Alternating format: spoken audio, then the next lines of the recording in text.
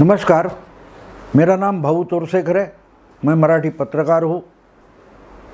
थोड़ी साफ सुथरी हिंदी नहीं बोल सकता। आप देख रहे हैं यूट्यूब चैनल प्रतिपक्ष।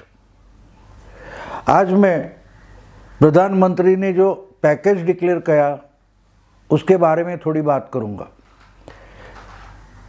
जब कोई मोदी जी कुछ डिक्लेयर करते तो उसकी मजाक उड़ाना ये तो अपोजिशन की एक चाल बन गई है, आदत बन गई है। इसलिए उस पर ध्यान देने की ज़रूरत नहीं। लेकिन वित्त मंत्री निर्मला सीतारामन जो बातें 3 दिनों से 4 दिनों से समझा रही है उसके गहराई में भी जाना ज़रूरी है। कोरोना के बाद जो अर्थतंत्र बनने वाला है उसमें क्या करना चाहिए, ये समस्या पूरे दुनिया के सामने, हर देश के सामने है। तो हम कैसे उभरेंगे? तो हर देश में उनकी जो सरकारें हैं उन्होंने अपने अपने लोगों को, इंडस्ट्री को पैकेज दिया है। मोदी जी ने भी जो जीडीपी कहते हैं उससे 10% का पैकेज डिक्लेयर किया है, जो 20 लाख करोड़ का है। तो उसमें कितनी रकम है वो बात छोड़ दो, उससे कोई मतलब मैं नहीं मानता। लेकिन वो इतनी बड़ी रकम कहाँ खर्चा होने वाली है इसके बारे में डिस्प्यूट है। राहुल गांधी से लेकर हर कांग्रेसी और लेफ्ट के जो लोग हैं वो चिल्ला रहे ये सिर्फ मजाक किया है, ये नौटंकी है। तो इसमें कोई बड़ी बात नहीं है। ये तो 6 साल से हम सुनते आए हैं कि मोदी ने किया या मोदी जो बोले वो तो गलत ही है, और बाद में कहो कि क्या किया है। ये अगर सोचने का यही तरीका है तो आपके किसी भी सवाल का जवाब हो नहीं सकता। इसलिए उनको जवाब देने की ज़रूरत मोदी जी में मानते ने हमको भी नहीं माननी चाहिए। लेकिन मोदी जी ने जो आत्मनिर्भर इस शब्द का प्रयोग किया है वो समझना ज़रूरी है। ये शब्द समझना क्यों ज़रूरी है? क्योंकि जो अर्थशास्त्री आज बहुत सारे बातें बता रहे हैं, ये कोरोना के बाद का अर्थशास्त्र या अर्थतंत्र कितना समझ पाते हैं इसका ही मुझे शक है। क्योंकि पूरी दुनिया ध्वस्त हो गई है। यानी अमेरिका हो या अफ्रीका का कोई बिल्कुल गरीब देश हो, पाकिस्तान हो, ये सब एक लेवल पर आ गए और यहाँ से फिर से शुरुआत करनी है। तो कैसे करेंगे?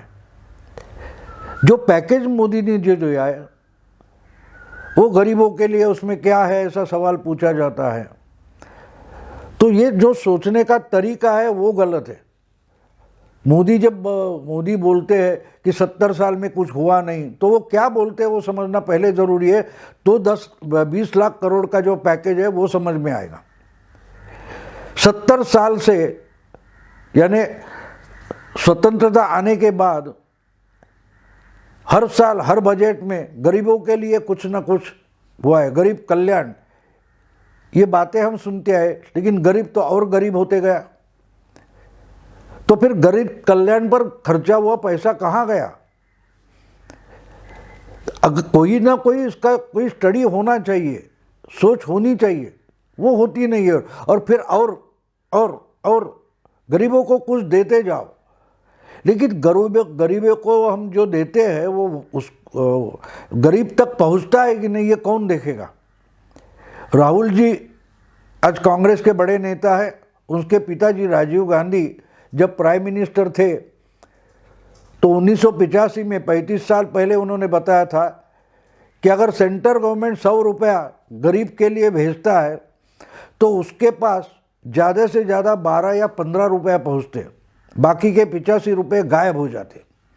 इसका मतलब करोड़ों रुपए जो गरीबों के लिए नाम पर खर्चे होते हैं उसका गरीब को कुछ भी फायदा होता ही नहीं। लेकिन फिर बार उसी तरीके से पैसा खर्चा करना, उसका मतलब यही होता है कि लूट करने के लिए चांस रखना। हमको लूट चाहिए, हमको लूटने का तरीका चाहिए, लूटने की सहूलियत चाहिए। गरीबों के नाम पर हमको लूटना है। इसलिए राहुल गांधी भी आज हर कांग्रेसी बोलता है कि इसमें क्या है, गरीब के जेब में कुछ जाने वाला नहीं।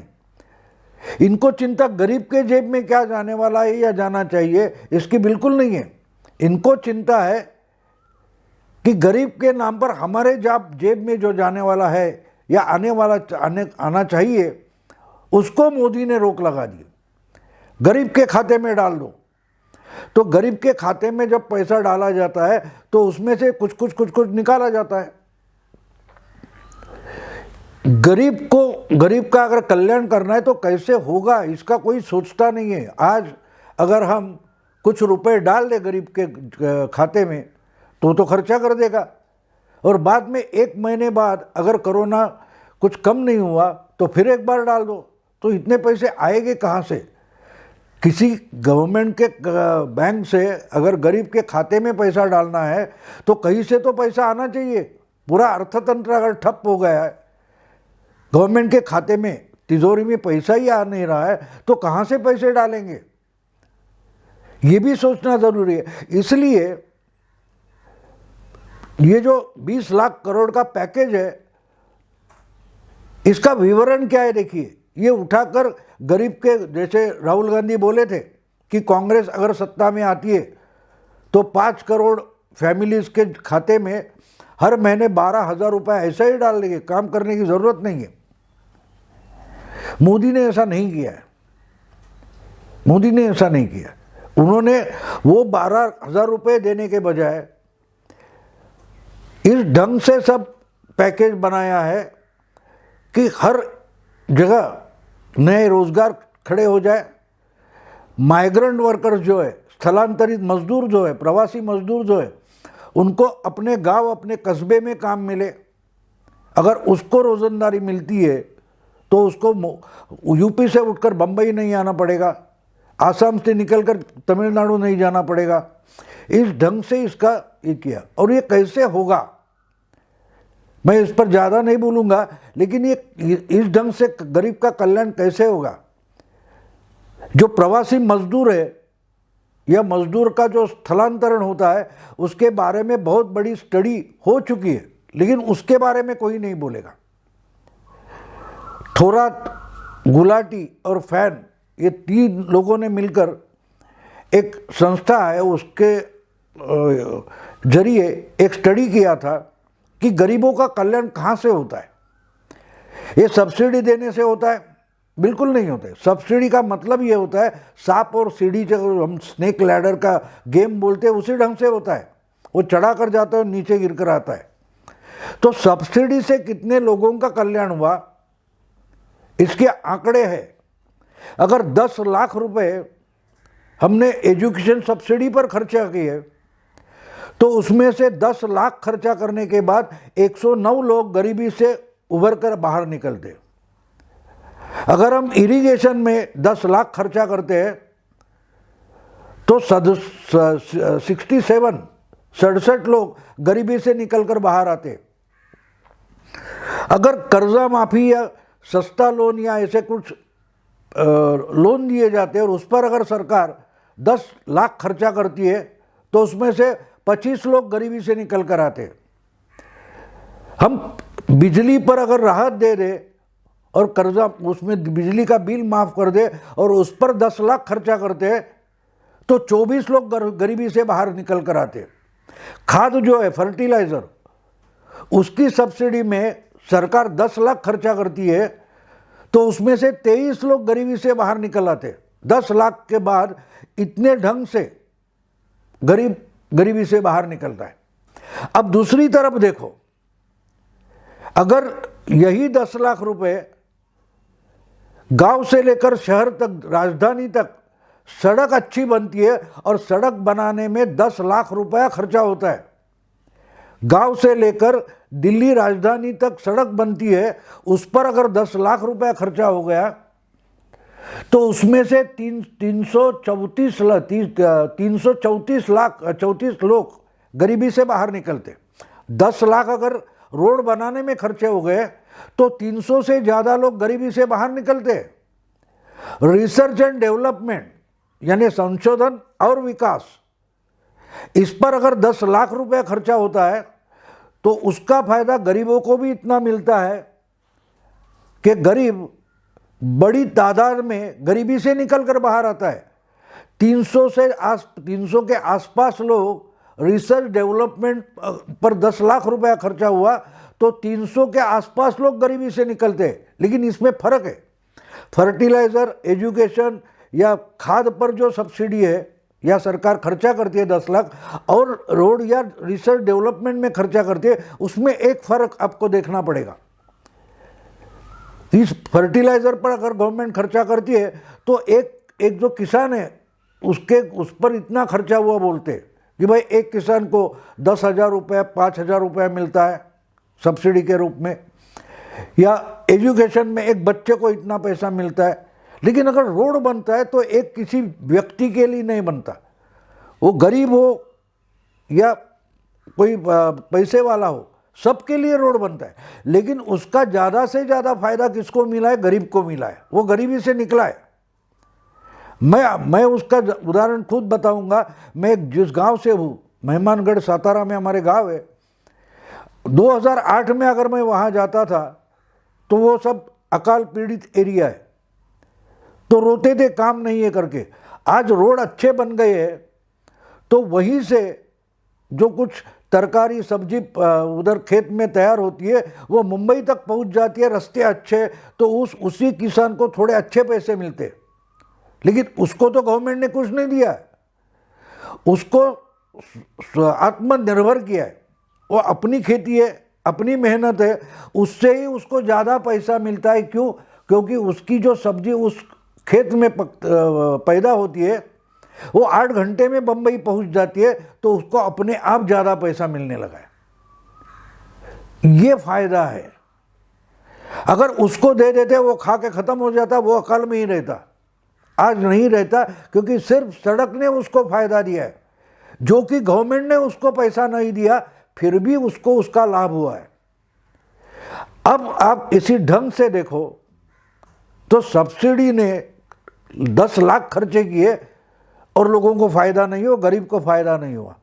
लेकिन अगर रोड पर रिसर्च डेवलपमेंट में जो पैसा 10 लाख खर्चा हुआ उससे इतने ज़्यादा लोग गरीबी से निकल आए, तो अगर इस ढंग से अगर आप सोचो और देखो कि 20 लाख करोड़ में क्या हो सकता है, कि ये जो पैकेज है वो गरीब के हाथ में पैसा देने का नहीं है, तो उसके लिए ऐसी सुविधा बनाई जा रही है इस 20 लाख करोड़ से, क्यों अपने आप वो आत्मनिर्भर हो जाएगा। उसके पास अगर जो खेत, उसका खुद का खेत है छोटा, उसकी कुछ कुशलताएं है, वो थोड़ा कुछ काम करता है, स्किल है उसके पास, तो उसी से निकलकर वो अपने पाँव पर खड़ा हो जाएगा। उसको आत्मनिर्भर बोलते हैं।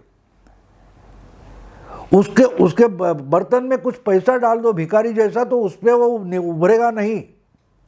अगर उभरना है तो उसको खुद को खड़ा होना पड़ेगा और उसको दिखाना पड़ेगा कि भाई तेरे पाँव है, तू खड़ा रह सकता है, खड़ा रहा तो चल सकता है, और चल सकता है तो तू दौड़ सकता है। तो पैकेज दौड़ने के लिए, खड़ा होने के लिए, चलने के लिए, नहीं तो वो बैठ गया बोलता है मैं खड़ा नहीं हो सकता। उसके बर्तन में कुछ रुपए डाल दो तो कुछ मंगाएगा, खाएगा, लेकिन उठकर खड़ा नहीं होगा। उसको खड़ा करने के लिए ये पैकेज है, इसको आत्मनिर्भर बोलते हैं। तो कितने रुपए मत देखो, देखो क्या कि इस पैकेज में क्या है, को उसको खड़ा करना है। और वो अगर खड़ा होता है, वो अपने आप पैसा कमाना शुरू कर देता है, तो वो बाजार में जाना वाला है, अपनी कमाई पर कुछ खरीदने वाला है। उसको जो चीज़ें चाहिए वो बनाने वाली कंपनियां चलती है, लेकिन उसके पास पैसा आना चाहिए, तो वो खुद खड़ा होना चाहिए।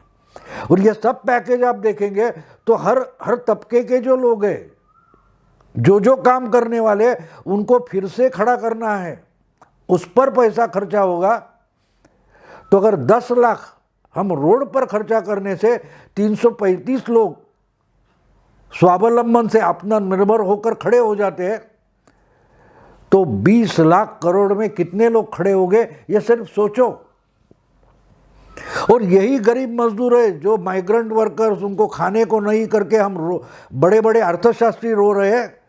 उनको पता नहीं है कि इस पैकेज से वो इतना खड़ा हो जाएगा कि पूरे देश को पैसे वाला बना देगा, श्रीमंत बना देगा।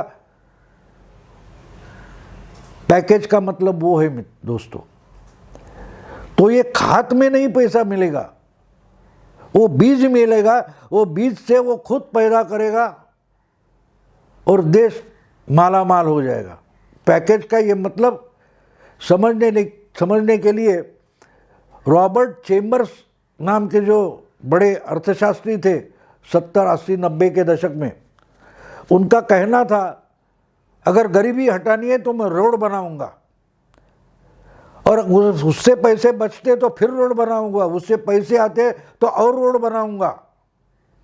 आज हम अमेरिका देखते तो 1920, 1930 में जो वहाँ रिसेशन आया था, उसमें जो बड़े बड़े रोड बने हैं वो वहाँ से बने हैं, बड़े डैम बने हैं, उससे अमेरिका माला माल हो गया।